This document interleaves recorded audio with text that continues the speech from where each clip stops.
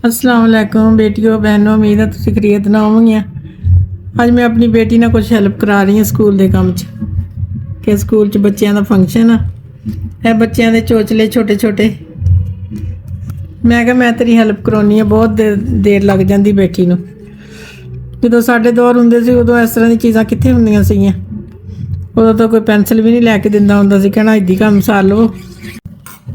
तुसीं भी कहंदे होवोगे पता नहीं काहदा शोर शराबा पाया मम्मी ने, लेकिन गली च फंक्शन है साडे नाल हमसायां दे, उन्होंने अपने शोर शराबे गीत माले लाए है, उन्हों का शोर हो रहा वा।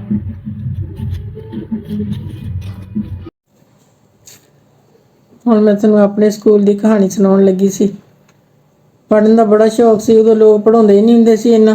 गाँव च कोई रस्तियां दे भी इन्ने नहीं सी हैगे कि रस्ते आसान सीगे स्कूलों कालजां नूं जाण नूं। मैं कहना अब्बा जी मैं पढ़ना, पहले नानी ने कहा, मैं क्या मैं पढ़ना, नानी कहती खसम नूं खानी, तू पढ़ के की करना, रहन दे बस कर, बथेरियां 5 कर लईयां। मैं शौक ना आई स्कूलों, मैं उदों 5वीं जमात सी पढ़दी। मैं अपनियां दोस्तां नूं चैलेंज करके आई, मैं क्या सुबह मम्मी पेन लैके आऊँगी। जदों मैं घर आई मैं नानी ने कहा मैं ना मां पेन लैना, मैं पेन देख के आई हाँ दुकान ते। मां मेरी कहती खसम नूं खानी, तो तू की करना पेन नाल लिखण जोगी हो तो जा।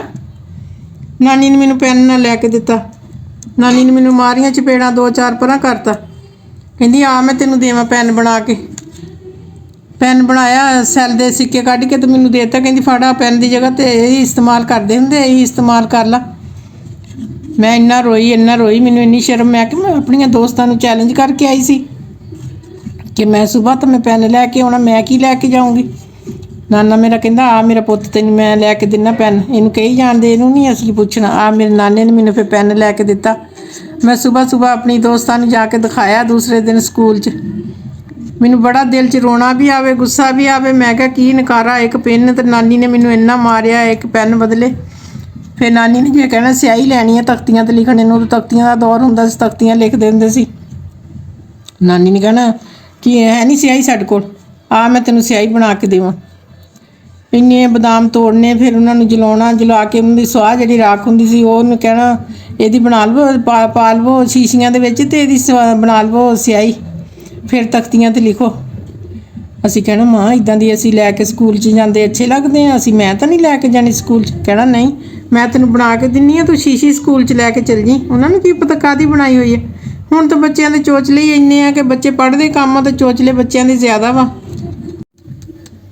एक पेन ते एक पेंसिल ते टिकते ही नहीं गए, इन्ने कलरां दियां पेंसिलां, पता नहीं की चोचले आ हुण बच्चों दे। उन्ने पढ़ाई नहीं की जिन्ने चोचले आ बच्चों दे।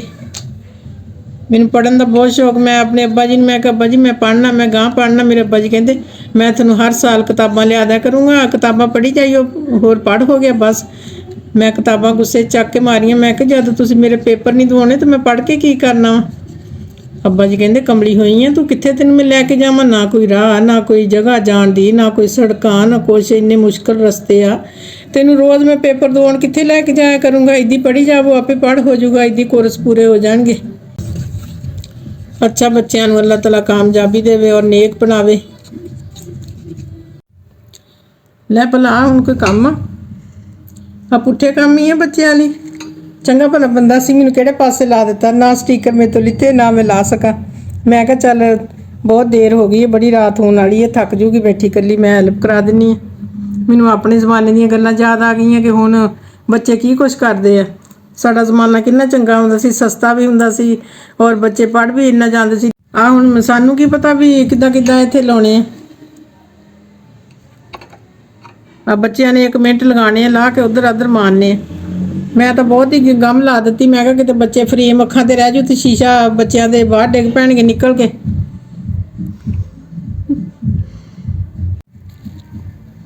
आ नमूना पूरा हुंदा तो फिर तुहानूं दिखाउने आ।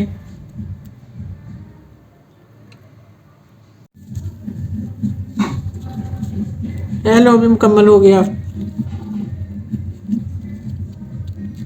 इस तरह बच्चों ने लगाना है अखां ते। हुण तो बच्चों दियां कोई चीज़ां दे मूँह नहीं हैगे। अगे पिछले जमाने च किहड़ा लोग गरीब हुंदे सी, गरीब नहीं हुंदे सी लोग, वैसे ही नहीं सी इदां दियां जाशियां बच्चों दियां पढ़ाइयां दियां।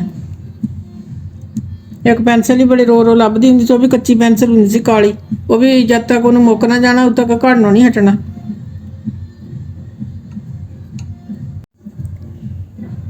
ਲਓ ਵੀ ਅਸੀਂ ਵੀ ਜਲਦੀ ਜਲਦੀ ਆਪਣਾ ਕੰਮ ਖਤਮ ਕਰ ਲਈਏ। ਹੁਣ ਫਿਰ ਅਗਲੇ ਵਲੌਗ 'ਚ ਮਿਲਦੇ ਹਾਂ। ਦੁਆਵਾਂ 'ਚ ਯਾਦ ਰੱਖਿਓ, ਮੇਰੀ ਵੀਡੀਓ ਨੂੰ ਲਾਈਕ ਕਰਿਓ, ਸ਼ੇਅਰ ਕਰਿਓ, ਪਸੰਦ ਆਵੇ ਤਾਂ। ਅੱਛਾ, ਖੁਦਾ ਹਾਫਿਜ਼, ਸਬਸਕ੍ਰਾਈਬ ਕਰਿਓ।